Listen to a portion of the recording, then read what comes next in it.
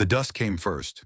It always did in Coldwater Valley, rolling in like something alive, coiling through the sagebrush and settling on every surface until the world looked faded, like a photograph left too long in the sun. Garrett Hale stood at the edge of his porch, one boot propped against the rail, watching the horizon where the road bent out of sight. He wasn't expecting anyone. No one came out this far unless they were lost or running. The figure appeared small at first, a dark smudge against the bleached landscape. Garrett squinted, his hand instinctively resting on the Colt at his hip. Not because he was afraid, but because out here, caution was currency.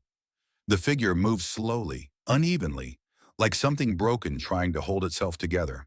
As it drew closer, he saw it was a woman. She wore a dress that might have been fine once, pale blue fabric now stained and torn at the hem, dragging through the dirt. Her hair hung loose around her shoulders, dark and tangled, and her face was shadowed beneath the brim of a hat that didn't fit right, too large, as if borrowed or stolen. She carried nothing. No horse, no bag, no canteen.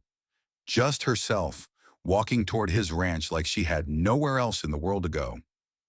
Garrett didn't move. He watched her approach, measured and silent, the way a man watches a stranger in wild country. When she reached the gate, she stopped. Her hands gripped the wooden post, knuckles pale, and for a long moment she just stood there, swaying slightly, as if the act of standing still required all the strength she had left. Then she looked up at him. Her eyes were striking, pale green, almost gray in the light, and they held something Garrett hadn't expected. Not desperation, though that was there too. It was dignity.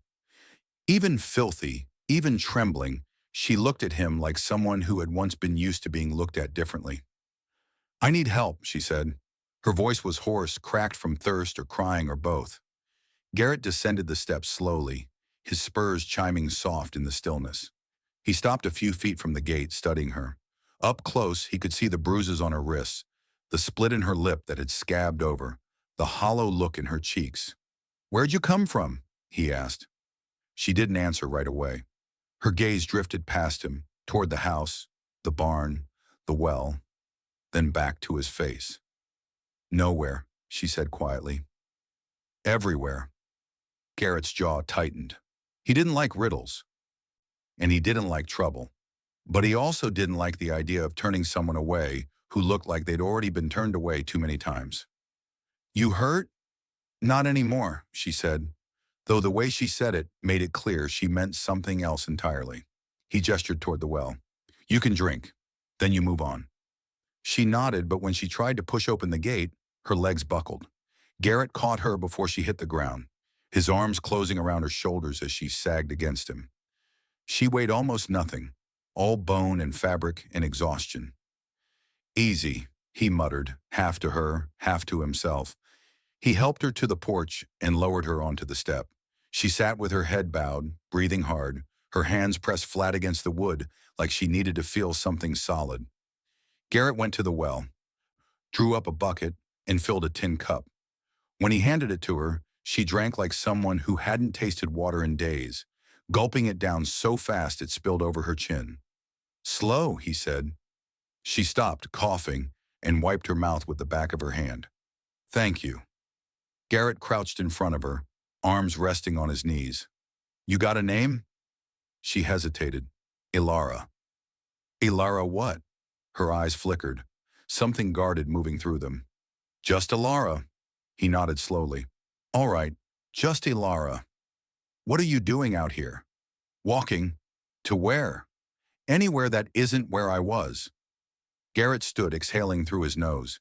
He looked out at the land, the mountains in the distance, the sky beginning to bruise with the promise of evening. He thought about the empty rooms in his house, the meals he cooked for one, the silence that had become so familiar he barely noticed it anymore. "You can stay the night," he said, not looking at her. "Barn's got a clean loft. I'll bring you food. Come morning, you go your way." Ilara looked up at him, and for the first time something softened in her expression. Not relief exactly, something deeper. Gratitude that came with the weight of knowing she didn't deserve it. "Why?" she asked. Garrett met her gaze. Because I've been where you are, and someone helped me once. He didn't wait for her to respond. He turned and walked toward the barn, knowing she would follow. And she did, slowly, her footsteps quiet behind him, like a ghost learning how to be human again. Inside, the barn smelled of hay and leather and horses. Garrett climbed the ladder to the loft and spread out a blanket, tossed down a pillow that had seen better days. When he came back down, Ilara was standing near one of the stalls, her hand resting on the neck of his mare, a dappled gray named Ash. The horse nuzzled her palm, and Ilara's eyes closed, just for a moment, as if the touch of something living was almost too much to bear. "She likes you," Garrett said. Ilara opened her eyes. Animals always did. There was something in the way she said it, not wistful, but factual, like she was remembering a different life entirely. Garrett crossed his arms. "You in trouble? Law looking for you?" "No." "Someone else?" She didn't answer. "If danger's following you," he said quietly, "I need to know." Ilara turned to face him fully. In the dim light of the barn, with the dust motes swirling around her like something out of a painting, she looked both fragile and unbreakable at the same time. "I'm not running from the law," she said. "I'm running from a life that tried to kill me." Garrett studied her for a long moment. Then he nodded. "Get some rest. I'll bring food in an hour." He left her there, alone with the horses and the quiet. As he walked back to the house, he glanced over his shoulder once.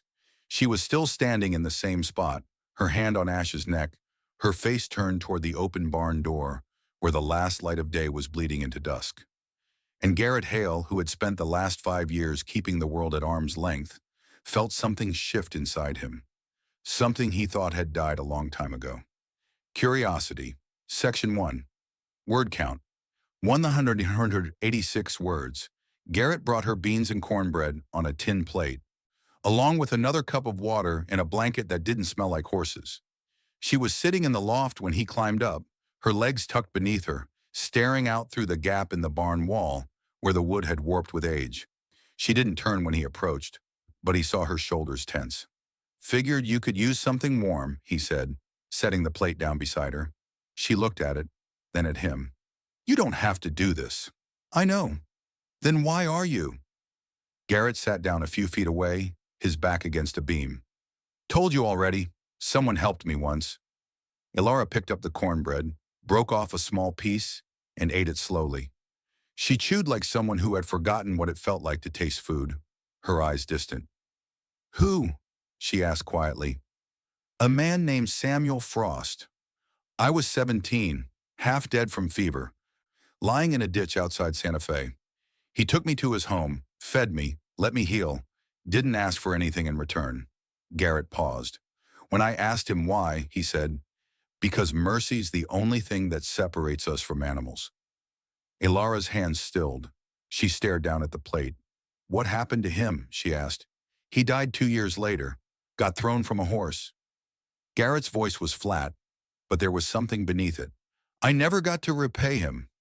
"Maybe you just did," Ilara said softly. Garrett glanced at her. In the fading light, her face looked younger, less guarded. He wondered how old she really was. Mid-20s maybe, not much younger than him. "You don't talk like someone who's been begging," he said. Ilara's jaw tightened. "I wasn't always begging." "Then what were you?"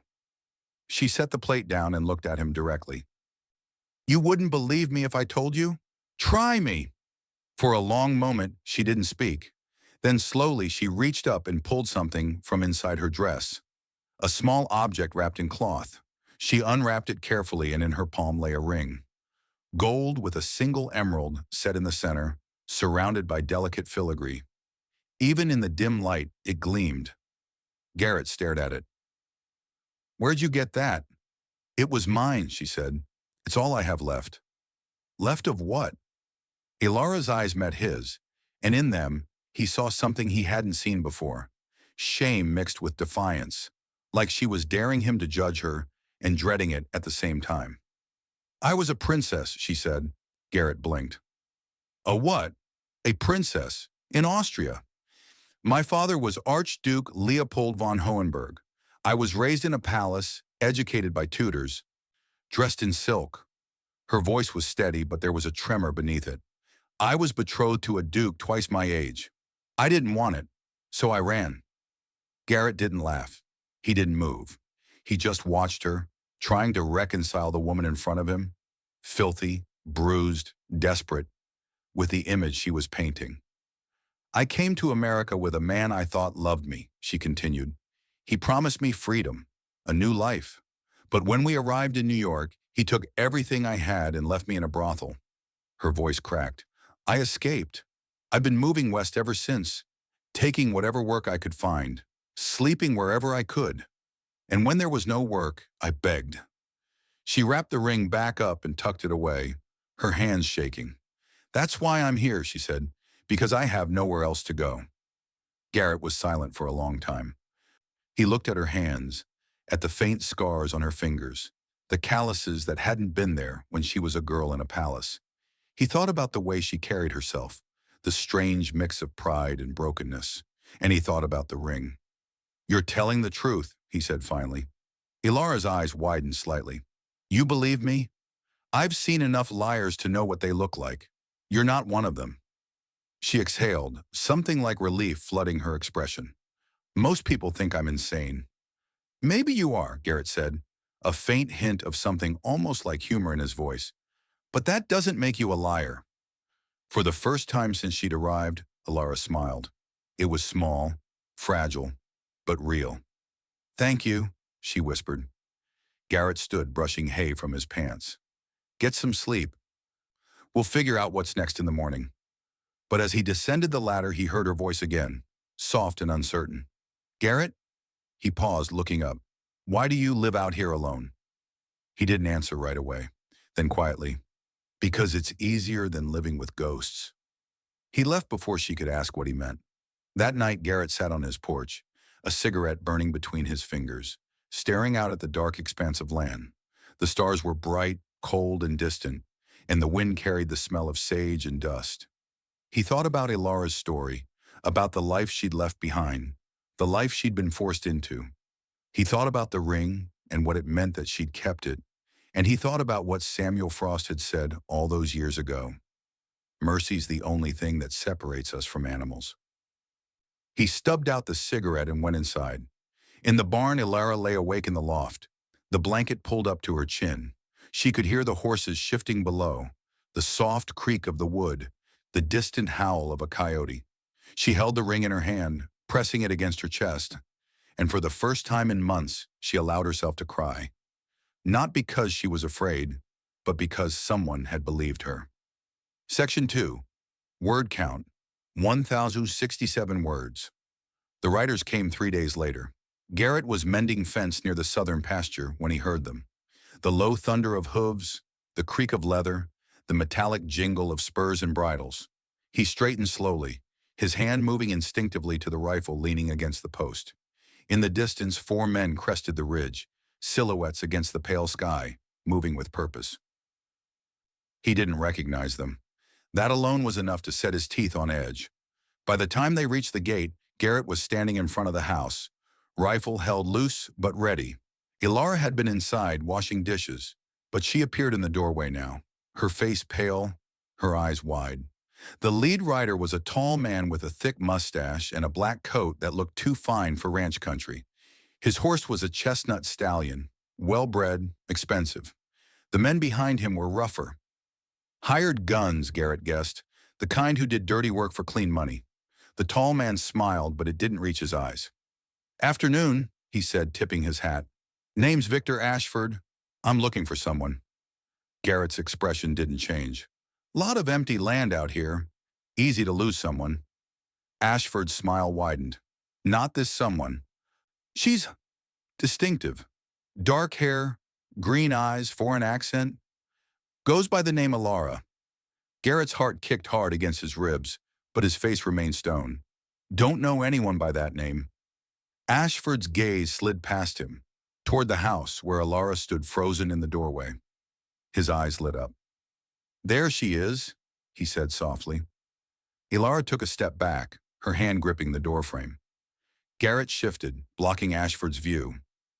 Like I said, don't know her. Ashford's smile vanished. Step aside, friend. No. One of the men behind Ashford moved his hand toward his gun. Garrett raised the rifle, leveling it at Ashford's chest. Next man who moves gets a hole in him, Garrett said quietly. The tension coiled tight, the kind of silence that comes right before violence. Ashford studied Garrett for a long moment, then raised a hand, signaling his men to wait. You know who I am? Ashford asked. Don't care. You should. I own half the railroads in this territory. I have connections in every town from here to San Francisco. And that woman, he pointed at Alara, belongs to me. She's not property, Garrett said. She is when she owes me a debt. Ilara's voice came from behind Garrett, shaking but clear. I don't owe you anything. Ashford's eyes gleamed. You took my money, Ilara. Passage to America, room and board, clothes, food. You signed a contract. You tricked me, she said. You lied. I gave you opportunity. You chose to run. Ashford leaned forward in his saddle. Now you're going to come back with me, or I'll take this ranch apart board by board until you do. Garrett's finger moved to the trigger. You're not taking her anywhere. Ashford laughed, a cold, mirthless sound. You're willing to die for a whore? She's not a whore. She was in my brothel for 6 months. What does that make her? Garrett's voice dropped, deadly calm. A survivor. Ashford's expression hardened. Last chance, rancher. Hand her over, or I'll come back with 20 men and burn this place to the ground. Garrett didn't flinch. Then I'll be waiting. For a long moment, Ashford stared at him, weighing the cost. Then he smiled again, slow and cruel. Your funeral, he said. He turned his horse and rode off, his men following. But as they disappeared over the ridge, Garrett knew it wasn't over. It was just beginning. He lowered the rifle and turned to find Alara standing on the porch, tears streaming down her face. You shouldn't have done that, she whispered. Yes, I should have. He'll come back. He'll kill you. Maybe. Garrett climbed the steps and stood in front of her. But I'm not handing you over. Why? Her voice broke. You don't even know me. Garrett looked at her for a long time, then quietly, because I know what it's like to be owned, and I know what it's like to be free. Ilara stared at him, something shifting in her eyes. Disbelief, gratitude, something deeper. I won't let you die for me, she said. Then help me fight, Garrett replied. She didn't answer, but she didn't run either. That night, Garrett sat at his kitchen table, cleaning his guns. Alara sat across from him, watching in silence.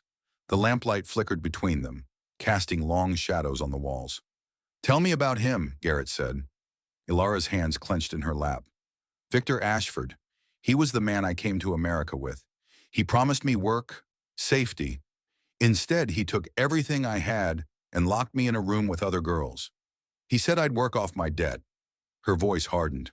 I escaped one night, climbed out a window and ran. I've been running ever since. How'd he find you? He has men everywhere. He doesn't like losing his investments.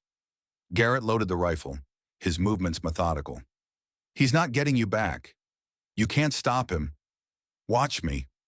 Ilara leaned forward. Why are you doing this? Really? Garrett paused, his hands stilling. He looked up at her, and in his eyes she saw something raw and unguarded. Because 5 years ago, I lost someone. My wife. She was taken by raiders while I was out hunting. By the time I got back, she was gone. I searched for months, never found her. His voice was rough. I swore I'd never let that happen again. Not to anyone. Ilara's breath caught. I'm sorry. Don't be. Just be ready. He stood, walked to the window, and looked out into the darkness. They'll come tomorrow, he said. Maybe the day after. But they'll come. Ilara rose and stood beside him. Then I'll stay, and I'll fight. Garrett glanced at her. You know how to shoot. She smiled faintly. No, but I'm a fast learner. Section 3. Word count, 1,091 words. The next morning, Garrett taught Ilara how to hold a gun. They stood in the yard behind the house, the sun climbing slow and heavy over the mountains, casting everything in gold. Garrett handed her his Colt, wrapping her fingers around the grip, adjusting her stance. Feet shoulder width, he said. Knees bent. Don't lock your elbows. Elara nodded, her jaw set with concentration. She raised the gun, aimed at the row of bottles Garrett had lined up on the fence, and fired. The recoil kicked her back a step, and the bullet went wide, kicking up dust 10 feet to the left. Again, Garrett said. She fired again. Closer this time, but still a miss. You're flinching, he said, anticipating the recoil. Don't think about it. Just breathe and squeeze. Elara exhaled slowly, steadied herself, and fired a third time. The bottle shattered. She lowered the gun, eyes wide, and turned to Garrett with something like wonder on her face. I did it, she said. You did, Garrett replied, the faintest hint of a smile tugging at his mouth. Do it 9 more times and you'll be dangerous. They spent the morning like that, practicing, reloading, adjusting. Elara's hands grew sore, her arms tired, but she didn't stop. And Garrett watched her with something close to admiration. She wasn't just learning to shoot, she was learning to fight back. By midday, they took a break. Garrett made coffee, and they sat on the porch, the heat settling around them like a blanket. Elara held the cup in both hands, staring out at the land. It's beautiful here, she said quietly. It is, Garrett agreed. Do you ever get lonely? He was silent for a moment. Then, every day. Elara looked at him. Why don't you leave? Go somewhere with people? Because the people are the problem, Garrett said. Out here, it's just me and the land. No one to disappoint, no one to lose. That's not living, Elara said softly. That's hiding. Garrett's eyes met hers. Maybe, but it's kept me alive. For what? The question hung between them, heavy and unanswerable. Garrett set down his cup and stood, walking to the edge of the porch. He stared out at the horizon, his hands resting on the rail. I don't know anymore, he admitted. Elara rose and moved to stand beside him. I was hiding too, she said. For so long I thought if I could just get far enough away, I'd be free. But it doesn't work that way. The past follows you. The shame, the fear. It's always there. Garrett glanced at her. So what do? You stop running, she said. You turn around and face it. He nodded slowly. That's what you're doing now. That's what we're doing, she corrected. They stood together in silence, the wind moving through the grass, the distant cry of a hawk circling overhead, and for the first time in years, Garrett didn't feel alone. That evening, they ate together at the small wooden table in the kitchen. Garrett made stew, thick with potatoes and carrots, and Elara set the table, moving through the space with a quiet grace that made the house feel less empty. They talked about small things, the horses, the weather, the way the stars look different out here than they did in the cities. Tell me about Austria, Garrett said. Elara hesitated, then smiled faintly. It's cold, beautiful, but cold.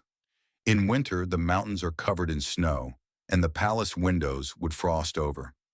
I used to draw pictures in the frost when I was a child. What kind of pictures? Birds, mostly. I always wanted to fly away. Garrett set down his spoon. Sounds like you got your wish. Not the way I imagined, Elara said. I thought freedom would feel different, lighter, but it just feels lonely. Maybe you've been doing it wrong, Garrett said. How so? Freedom's not something you run to, it's something you build, with your own hands, your own choices. Elara looked at him, and in the lamplight, her eyes shone. Is that what you're doing here? Trying to, Garrett said. Not sure I'm any good at it. I think you're better than you know. He didn't respond, but something softened in his expression. They finished the meal in comfortable silence, and when Elara stood to clear the plates, Garrett stopped her. I'll do it, he said. You've done enough. She smiled. Thank you. Later, as the night deepened, they sat outside on the porch, wrapped in blankets against the chill. The stars were thick and bright, scattered across the sky like sparks from a fire. I used to look at the stars from my window in the palace, Elara said, and I'd wonder if anyone else was looking at them too. If somewhere out there, someone was thinking the same thing I was. What were you thinking? Garrett asked. That I wanted to matter, not because of who my father was or what title I had, but because of who I was. Just me. Garrett was quiet for a long time. Then he said, You matter. Elara turned to look at him, and in the starlight, her face was open, unguarded. "You don't have to say that," she whispered. "I'm not saying it because I have to," Garrett replied. "I'm saying it because it's true." Her eyes filled with tears, and she looked away, trying to hide them. But Garrett reached out, his hand covering hers where it rested on the blanket. She didn't pull away. "Whatever happens tomorrow," he said quietly, "you're not alone." Ilara's fingers closed around his. "Neither are you." They sat like that for a long time. Two people who had been running for so long, they'd forgotten what it felt like to stand still. And in the quiet, beneath the stars, something unspoken passed between them. Not love, not yet, but the beginning of it. The kind of connection that grows in the dark, slow and certain, like roots reaching through soil. Section 4. Word count. 1,070 words. They came at dawn. Garrett saw the dust first, rising like smoke from the valley floor. He counted the riders as they appeared. Not 4 this time, but 12. Ashford had kept his promise. "They're here," he said. Ilara was already beside him, the colt in her hand, her face pale but determined. "What do we do?" "We hold the line," Garrett said, "and we don't give them an inch." He moved through the house quickly, positioning rifles at the windows, checking ammunition. Ilara followed, her movements steady despite the fear he could see in her eyes. When everything was ready, they stood together at the front window, watching as the riders spread out in a half circle around the property. Ashford rode at the center, his black coat billowing in the wind. He raised a hand, and the men stopped. "Last chance, Hale," he called out. "Send her out, and we ride away. No one has to die." Garrett opened the door and stepped onto the porch, rifle in hand. "She's not going anywhere." Ashford's expression darkened. "Then you've made your choice." He signaled, and 2 of his men dismounted, drawing their guns. They moved toward the house, slow and deliberate. Garrett raised the rifle and fired. The shot echoed across the valley, and one of the men dropped, clutching his leg.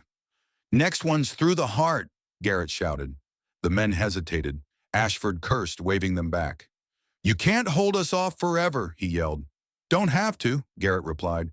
"Just have to hold you off long enough." Ashford frowned. "Long enough for what?" Before Garrett could answer, the sound of hooves came from the west. Ashford turned, and his face went white. A line of riders appeared on the ridge.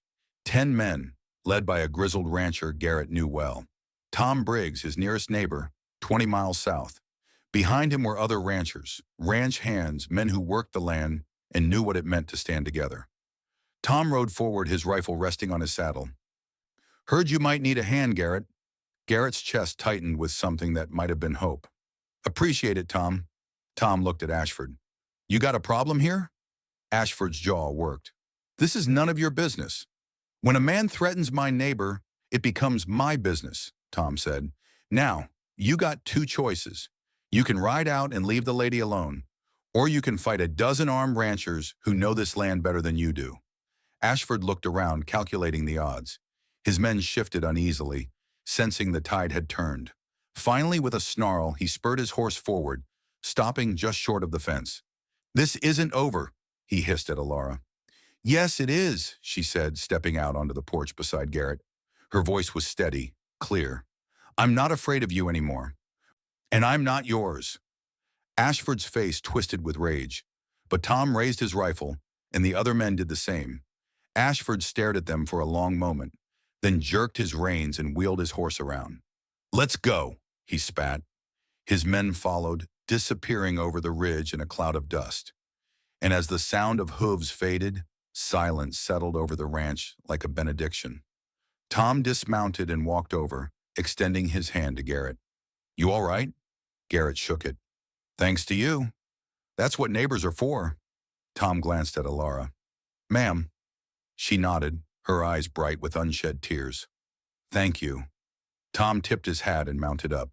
"You need anything, Garrett, you send word." "I will." The ranchers rode off, and Garrett and Ilara stood together on the porch, watching them go. The sun was climbing higher now, burning off the morning chill, and the land stretched out around them, vast and open, and theirs. "It's over," Ilara whispered. "It is," Garrett said. She turned to him, And before he could speak, she stepped forward and wrapped her arms around him. Garrett stood still for a moment, surprised. Then slowly his arms came up, holding her close. She pressed her face against his chest, and he felt her shake with silent sobs. "Thank you," she said, her voice muffled. "Thank you." Garrett's hand moved to her hair, holding her gently. "You don't have to thank me." "Yes, I do." She pulled back, looking up at him, tears streaming down her face. "You gave me something I thought I'd lost forever." "What's that?" "A reason to stop running." Garrett's throat tightened. He reached up, brushing a tear from her cheek with his thumb.